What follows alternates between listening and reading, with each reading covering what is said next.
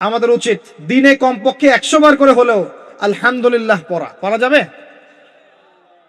যে কোনো অবস্থাতে আলহামদুলিল্লাহ আলহামদুলিল্লাহ। ভাই কেমন আছেন? আলহামদুলিল্লাহ। ভাই পরিবার কেমন আছে? আলহামদুলিল্লাহ। ভাই চাকরি কেমন আছে, চলছে কেমন? আলহামদুলিল্লাহ। ব্যবসা কেমন? আলহামদুলিল্লাহ।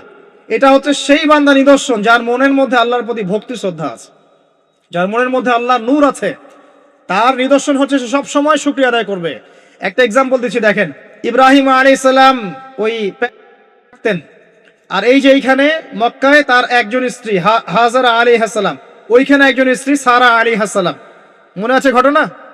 আচ্ছা, তিনি আসলেন বাসায়, দরজায় নক করছেন যে বাসায় কে আছে? দরজার পিছন থেকে বলা হচ্ছে যে আমি। তিনি বলছেন ইসমাইল কোথায়?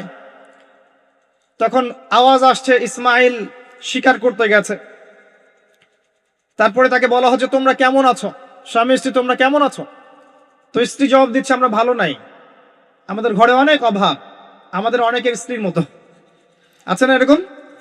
সারা জীবন করে যাবেন, একটা কথাই শুনবেন শেষ বয়সে গিয়ে, জীবনে কিছুই পাইলাম না তোমার কাছে। নিজের মাথার ঘাম পায়ে ফেলে করতেই থাকবেন করতেই থাকবেন করতেই থাকবেন করতেই থাকবেন, কিন্তু আপনি শুনতেই থাকবেন কিছুই করলাম না, কিছুই পাইলাম না, কিছুই পাইলাম না। অমুক ভাবি কত ভালো আছে, অমুক কত ভালো আছে, অমুকের এত আছে, অমুকের তত আছে। সুবহানাল্লাহ। এটা আমাদেরই দোষ। কারণ বিয়ে করার সময় যারা দিনদারিতা না দেখে শ্বশুরের সম্পত্তি দেখবেন, সৌন্দর্যকে বেশি প্রাধান্য দিবেন, নিজের হারাম প্রেমকে বেশি প্রাধান্য দিবেন, নিজের ওই বংশমর্যাদা ইত্যাদি ইত্যাদিকে বেশি প্রাধান্য দিবেন, তখন তো আফসোস করতেই হবে, কিছু করার নেই। এই জন্যই তো নবী সাল্লাল্লাহু আলাইহি ওয়াসাল্লাম বলেছেন যে দিনদার স্ত্রীদেরকে দেখে বিয়ে করো, যার মধ্যে দিনের বুঝ আছে, জ্ঞান আছে, একে দেখে বিয়ে করো। তবে এখানেও একটা বিষয় আপনাকে সতর্ক করতে চাই যে প্রত্যেকটা বোরখার পিছনেই সঠিক দিনদারিতা থাকে না। অতএব এটা দেখেও ধোঁকা খাওয়ার কিছু নাই। দিনদারিতা আল্লাহর সাথে বান্দার মনের ব্যাপার। দিনের বেসিক কিছু প্রশ্নের মাধ্যমে আপনি তার উত্তর পেতে পারেন, দিনের বেসিক কিছু বুঝ আচরণ দেখে আপনি তার উত্তর পেতে পারেন, তার তাকওয়া দেখে আপনি উত্তর পেতে পারেন। একজন আমিরুল মুমিনিন খলিফা, তিনি রাত্রেবেলা জনগণের অভাব অনটন দেখেন। একদিন দেখতে দেখতে রাতে ক্লান্ত হয়ে পড়লেন, একটা দেয়ালের আড়ালে তিনি দাঁড়িয়ে বিশ্রাম নিচ্ছেন, বসে পড়েছেন। দেয়ালের পিছন থেকে তিনি আওয়াজ শুনছেন, মা আর মেয়ে কথাবার্তা বলছে। মা বলছে দুধে পানি মিশাও, আর মেয়ে বলছে যে ইত্তাকিল্লাহ, হে মা আল্লাহকে ভয় করো। তার মা বলছে এখানে তো ওমর নাই, ওমরের প্রশাসন নাই, ভয়ের কি আছে, মিশাও পানি মিশাও। তখন এই মেয়ে বলছে ওমর নাই তো কি হয়েছে, ওমর রব আল্লাহ তো জীবিত আছেন, তিনি দেখছেন। ওমর রাদিয়াল্লাহু আনহু পরের দিন ওই বাড়িটা মার্ক করে রাখলেন রাত্রেবেলা। পরের দিন তার ছেলেকে নিয়ে আসছেন এই বাসায়, এসে মেয়ে দেখাচ্ছেন, এই মেয়ে পছন্দ হয় কিনা দেখো। মেয়ে পছন্দ হয়ে গেছে। আমিরুল মুমিনিনের মানে রাষ্ট্রপ্রধানের ছেলের সাথে এই মেয়ের বিয়ে হয়ে গেল। দুধওয়ালি, দুধ ধোয়াচ্ছেন যেই মেয়ে। কি দেখে বিয়ে দিলেন? সৌন্দর্য দেখে? বংশমর্যাদা? শ্বশুরের টাকা? যৌতুক? এই কাজ যদি আমরা করতে না পারি, সংসারে শান্তি আসবে না, তখন কিছু করার থাকবে না ভাই। কারণ এই ফিতনায় একবার ঢুকে গেলে জীবনটা মেসাকার। এগুলো ডিল করতেই দিন দিন অনেক চলে যাবে। দিনের ফিকির পরে দেখবেন পরিবার সামলাতেই সময় শেষ, দিন শেষ।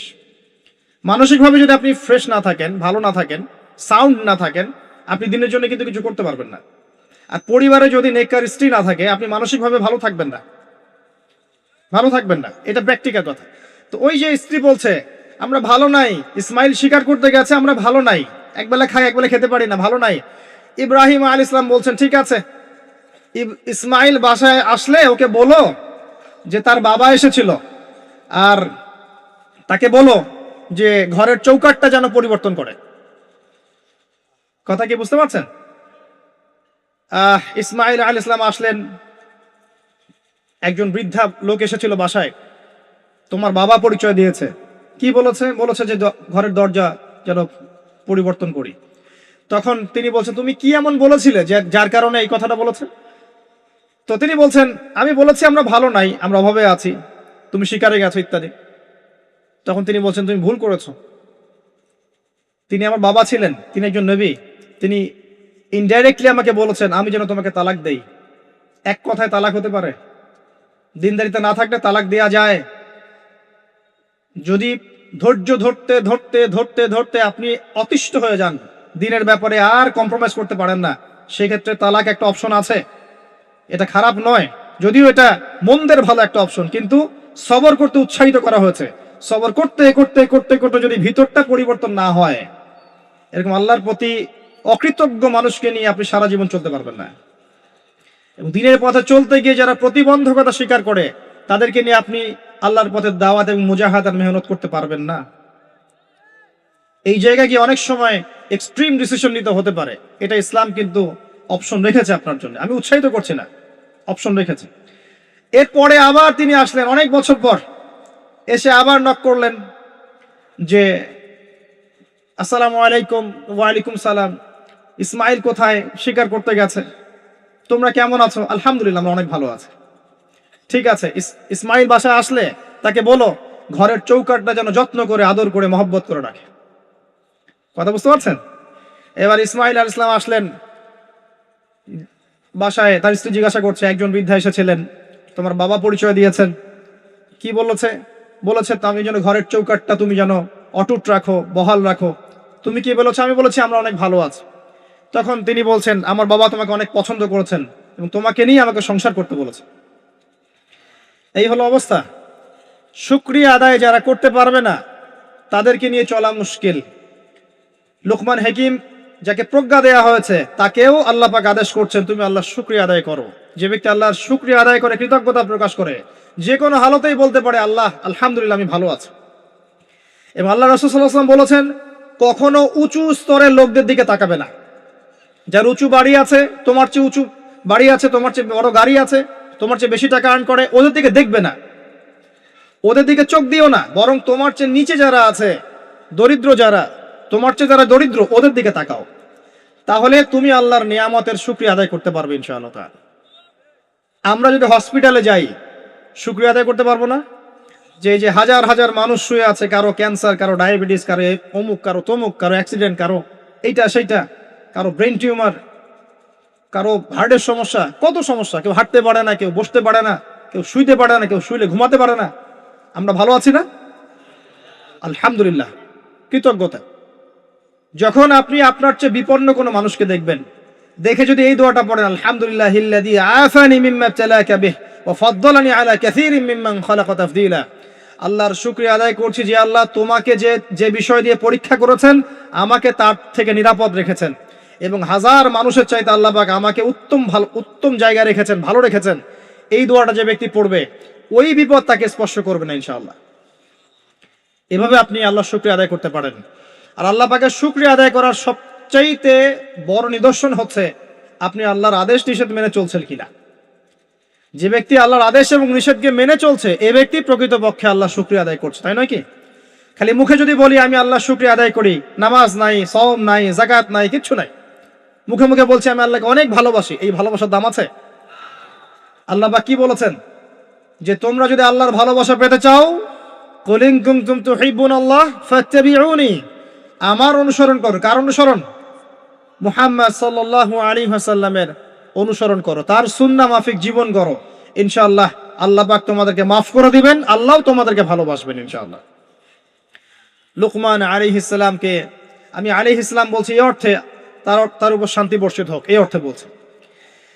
এরপর পরের আয়াতে লুকমান আলাইহিস সালাম, লুকমান হাকিম, তিনি বলছেন ওয়াইজ ক্বালা লুকমান লিবনিহি, তার সাথে তার সন্তানের একটা কনভারসেশন হচ্ছে। এটা ভালো করে শোনেন, তার সাথে তার সন্তানের একটা কনভারসেশন হচ্ছে। তিনি তার সন্তানকে কিছু নসিহত করছেন, ওয়াজ করছেন। যেই নসিহতগুলো আল্লাহ পাকের কাছে এত ভালো লেগেছে, আল্লাহ পাক কুরআনুল কারীমের মতো কিতাবে সেটাকে নিয়ে এসেছেন। কিয়ামত পর্যন্ত এটা থাকবে ইনশাআল্লাহ।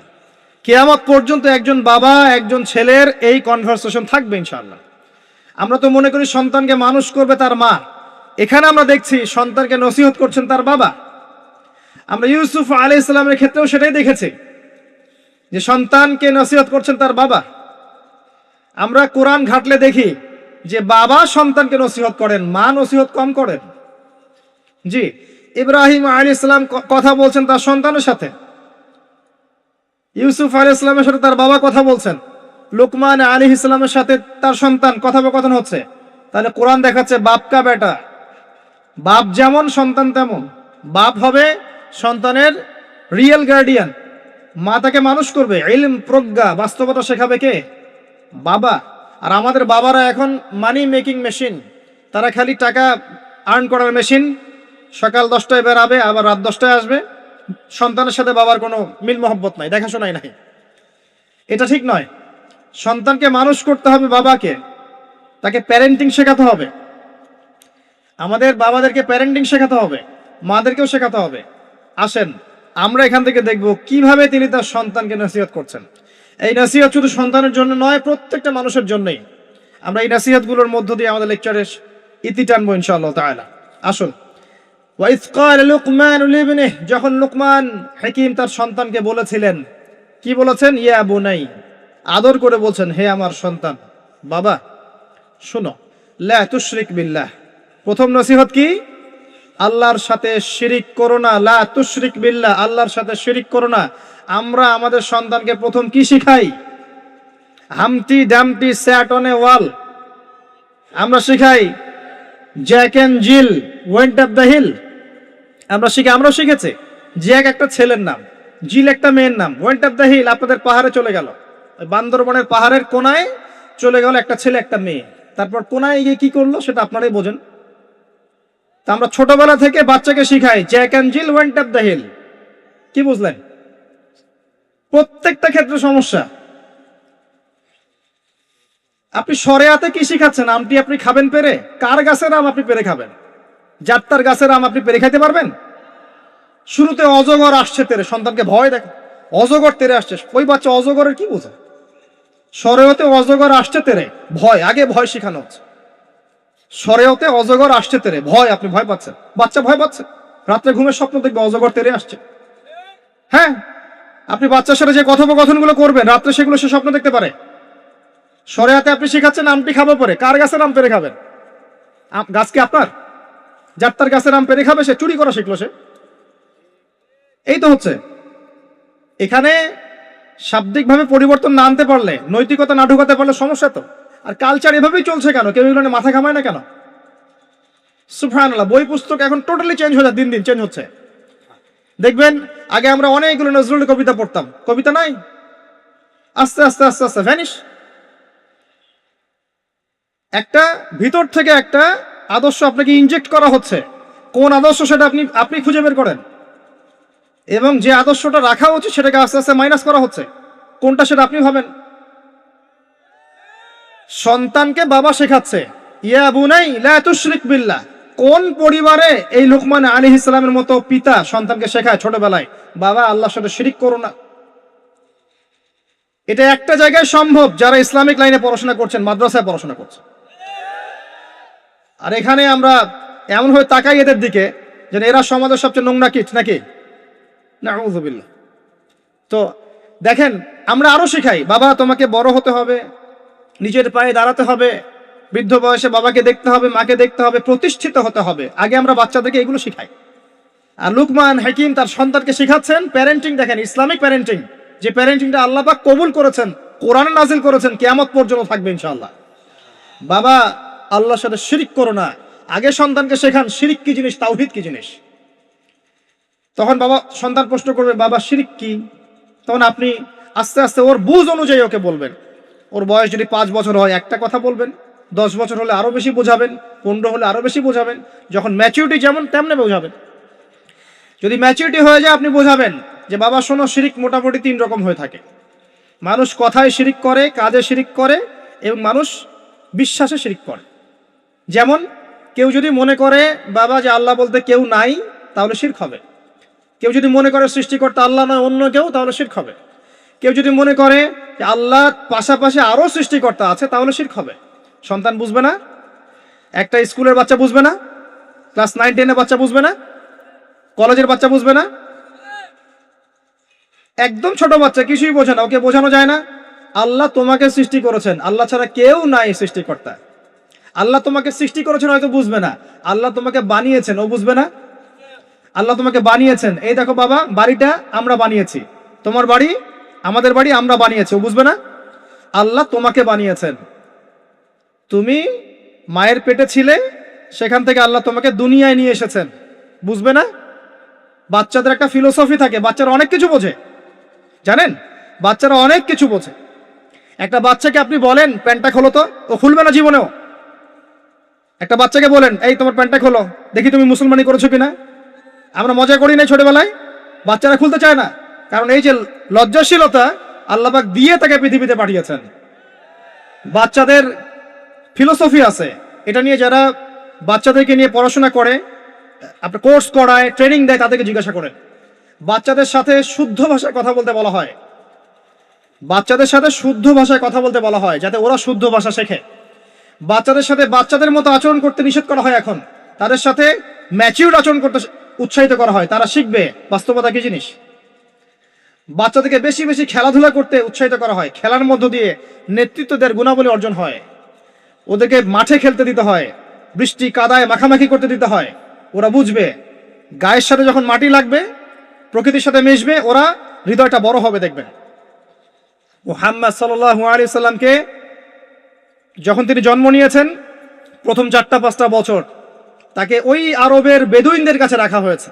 ওখানে তিনি ভাষা শিখেছেন, মরুভূমিতে দৌড়িয়েছেন, খেলেছেন, ফিজিক্যালি স্ট্রং হয়েছেন, ভাষা শিখেছেন, শুদ্ধ কথা শিখেছেন। এরপরে হৃষ্টপুষ্ট হয়ে তারপর মায়ের কাছে ফেরত দেওয়া হয়েছে। এখনকার জেনারেশনে বাচ্চাগুলোকে দেখেন কিভাবে বড় হয়ে ওঠে। আসেন, অনেক লম্বা হয়ে যাবে, আগে পয়েন্টে চলে আসেন। বাচ্চাকে বোঝানো যায় না, যে এর বয়স হিসাবে আপনি বুঝাবেন যে কেউ যদি মনে করে যে বাবা আল্লাহর পাশাপাশি অন্য কোনো সৃষ্টিকর্তা আছে যে তোমাকে বানিয়েছে, তাহলে শিরক হয়ে যাবে। আর শিরকটা হচ্ছে এমন একটা পাপ। শিরকটা কি আব্বু জিজ্ঞাসা করবে, বাবা শিরক এমন একটা পাপের নাম যেই পাপটা আল্লাহ পছন্দ করেন না। এটা একটা খারাপ জিনিস, পাপ হয়তো বুঝবে না। শিরক একটা কি জিনিস? খারাপ জিনিস। শিরক খারাপ। তোমাকে আমি আদর করছি আব্বু, এটা ভালো না? বলবে হ্যাঁ ভালো। তোমাকে যদি একটা থাপ্পড় দিই, খারাপ না? যে হ্যাঁ খারাপ। শিরক একটা খারাপ জিনিস, বাচ্চাকে বোঝানো যাবে না। বোঝাতে গেলে পারলে সবকিছু বোঝানো সম্ভব। আর আরেকটু ম্যাচিউর যখন হয়েছে, এই বাচ্চা তো ম্যাচিউর, যাকে বোঝানো হচ্ছে ইন্না শিরকা লাযুলমুন আযীম, এ তো ম্যাচিউর বাচ্চা, স্কুল কলেজ এই লেভেলের বাচ্চা। তো তাকে বোঝান যে কেউ যদি আল্লাহ ছাড়া অন্য কারো নামে কসম করে, শিরক হয়ে যায়। কেউ যদি আল্লাহ ছাড়া অন্য কারো নামে নজর মানত করে, শিরক হয়ে যায়। কেউ যদি আল্লাহ ছাড়া অন্য কারো নামে কুরবানি দেয়, শিরক হয়ে যায়। কেউ যদি আল্লাহ ছাড়া অন্য কারো জন্য ইবাদত করে, নামাজ পড়ে, রোজা রাখে, হজ করে, যাকাত দেয়, শিরক হয়ে যাবে। কেউ যদি আল্লাহ ছাড়া অন্য কারো কাছে চায়, তাহলে শিরক হয়ে যাবে, ইত্যাদি ইত্যাদি। এগুলো বোঝানো সম্ভব নয়? সম্ভব। এতটুকু তো বলা যায় আল্লাহ থেকেই সবকিছু হয়, মানুষের কোনো ক্ষমতা নাই। বুঝবে না সে? ইন্না শিরকা লাযুলমুন আযীম। বাচ্চাকে প্রথম শিখাচ্ছেন তার বাবা, বাবা শিরক করো না। শিরক হচ্ছে সবচেয়ে বড় জুলুম, সবচেয়ে বড় পাপ। আর আমরা আপনাদেরকে বলছি, শিরকের পাপ নিয়ে কেউ যদি মারা যায়, 99% সম্ভাবনা সে ব্যক্তি জাহান্নামে যাবে। 99% সম্ভাবনা কেউ যদি শিরকের পাপ নিয়ে মারা যায়, 99% সম্ভাবনা হচ্ছে সে ব্যক্তি জাহান্নামে যাবে। কারণ আল্লাহ পাক শিরকের গুনাহ ছাড়া যে কোনো গুনাহ মাফ করতে পারেন, শিরকের গুনাহ আল্লাহ পাক মাফ করেন না। শিরক ছাড়া যে কোনো গুনাহ আল্লাহ যাকে ইচ্ছা মাফ করতে পারেন। আমরা কি শিরক করব? তাওহীদ শিখবেন। একটা বইয়ের নাম বলে দেই, পড়ে নিয়ে তাওহীদ শিখতে পারবেন। বইটার নাম কিতাবুত তাওহীদ। কি নাম? কিতাবুত তাওহীদ। এখানে শিরকের সমস্ত ক্লাসিফিকেশন দেয়া আছে। কি করলে, কি চিন্তা করলে, কি বললে, কি আমল করলে শিরক হবে, সব লেখা আছে। তাকদীরকে অস্বীকার করলে শিরক হয়ে যায়। আল্লাহ পাকের হালালকে কেউ হারাম করলেও শিরক হয়, হারামকে হালাল করলেও শিরক হয়। এই যে এখন কিছু মানুষ বলছে মুহাম্মদ সাল্লাল্লাহু আলাইহি ওয়াসাল্লাম শেষ নবী নন, আরো নবী নাকি আসতে পারে। শিরক আর কুফর। কেউ বলছে যে ভাগ্য বলতে কিছু নাই, আমি নিজে যা করব তাই ভাগ্যে লেখা থাকবে, শিরক হয়ে যায়। এমনও বলছে মানুষ, এখন নতুন নতুন অনেক ফিতনা। এখন বলছে আমরা শুধু কোরআন মানি, হাদিস মানি না। আছে না? শিরক এবং কুফর। আসেন, এরপরে তার সন্তানকে তিনি কি বলছেন? আল্লাহ পাক এই কথাগুলো সবার জন্য নসিহত করছেন।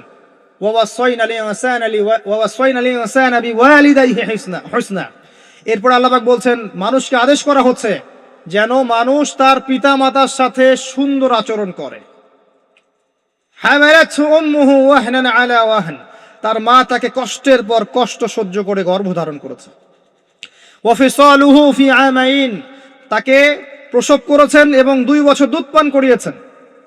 আনিশকুরলি, মানুষকে আদেশ করা হচ্ছে যেন মানুষ আমার শুকরিয়া আদায় করে, আল্লাহ পাক বলছেন। ওয়ালি ওয়ালিদাইক, এবং তার পিতামাতার শুকরিয়া আদায় করে। ওয়া ইলাইয়াল মাসির, আমার কাছেই ফিরে আসতে হবে। এই যে একটা আয়াতে কত শিক্ষা। সন্তানকে শেখানো হচ্ছে পিতামাতার সাথে ভালো আচরণ করো। সন্তানকে ছোটবেলা থেকে যদি শেখানো যায় যে পিতামাতা কি জিনিস, ওই সন্তানকে বড় হয়ে বৃদ্ধাশ্রমে বাবা মাকে পাঠাবে? ওই সন্তান পাঠাবে যাকে আপনি মানুষ করতে পারছেন না, সময় দিতে পারছেন না। আপনিও ব্যস্ত, আপনার স্ত্রীও ব্যস্ত, ফ্যামিলিস্ট রেভলিউশন, আপনিও ব্যস্ত, স্ত্রীও ব্যস্ত। বাচ্চা মানুষ হচ্ছে ওই যে ডে কেয়ার সেন্টারে কাজের বুয়োর কাছে, তো কাজের বুয়োর আদর্শই সে বড় হবে। আমি আমার শিক্ষাকে যদি সন্তানের মধ্যে দেই, আমার সন্তান আমার মতো হবে স্বাভাবিক। আমার শিক্ষা না পেয়ে যদি অন্য কারো শিক্ষা সে পায়, তাহলে তার মতো হতে পারে, এটাই স্বাভাবিক। আপনি আপনার জায়গা থেকে চেষ্টা করলেন, ভবিষ্যতে গিয়ে আমাদের অবর্তমানের সন্তান কোন পথে যাবে আমরা জানি না। জানি নূহ আলাইহিস সালামের সন্তান বিপদগামী হয় নাই? হয়েছে, এটা পরের ব্যাপার। আমরা তো আমার জায়গা থেকে চেষ্টা করব না? সন্তানকে শেখানো হচ্ছে পিতামাতার সাথে ভক্তি শ্রদ্ধা করে চলো, কারণ তোমার মা তোমাকে কষ্টের পর কষ্ট সহ্য করে জন্ম দিয়েছেন। মায়ের প্রসব বেদনার একটা মোমেন্ট, একটা সেকেন্ড আমরা শোধ করতে পারবো? মায়ের দুধের 1 ফোঁটা দুধের দাম শোধ করতে পারবো? আজকে সেই মাকে দেখেন বৃদ্ধাশ্রমে রেখে আসে, সেই মাকে দেখেন মার্ডার করছে সন্তান সম্পত্তির জন্য, করছে না? এগুলো কি নতুন কথা না? অহরহ হচ্ছে এগুলো এখন। এবং আপনি এখানে পিতা মাতারও দোষ এড়াতে পারেন না। যখন পিতা মাতা সন্তানকে ইসলামিক আদর্শে বড় না করে ওই অন্যান্য বস্তুবাদী আদর্শে বড় করেছে, তখন সন্তান বড় হয়ে এমন বিপদগামী হয়েছে। এখানে পিতা মাতারও দোষ আছে। আল্লাহ পাক আমাদেরকে বোঝার তৌফিক দান করুন। আল্লাহ পাক এরপরে আবারও বলছেন, আমার শুকরিয়া আদায় করো, তোমার পিতা মাতারও শুকরিয়া আদায় করো। মনে রেখো, আমার কাছেই তোমাদেরকে ফিরে আসতে হবে। একটা দোয়া আল্লাহ শিখিয়ে দিয়েছেন অন্য একটা সূরার মধ্যে, যে যখন তোমাদের পিতা মাতা বৃদ্ধ বয়সে চলে যাবে, তাদের সাথে এমন আচরণ করো যে উফ শব্দটা পর্যন্ত তাদেরকে বলো না। উফ শব্দটাও বলো না, বিরক্তি ভরে উফ শব্দটিও করো না। কোন সূরায় আছে? সূরা বনী ইসরাঈলের মধ্যে আছে। وقضى ربك ألا تعبدوا إلا إياه وبالوالديه إحسانا وإما يبلغن عندك الكبر أحدهما أو كلاهما فلا تقل لهما أف ولا تنهرهما وقل لهما قولا كريما واحفظ لهما جناح الذل من الرحمة, তাদের জন্য ভালোবাসার এই বাহু প্রশস্ত করে দাও। ওয়াকুর রাব্বিরহামহুমা কামা রাব্বায়ানি সগীরা। আমরা এই দোয়াগুলো করব পিতামাতার জন্য। আল্লাহ পাক তৌফিক দান করুন। যাদের পিতামাতা নাই তারা জানে মা কি জিনিস আর বাবা কি জিনিস। আরেকটা হাদিস বলি আপনাকে, অন্যদিকে যাচ্ছি।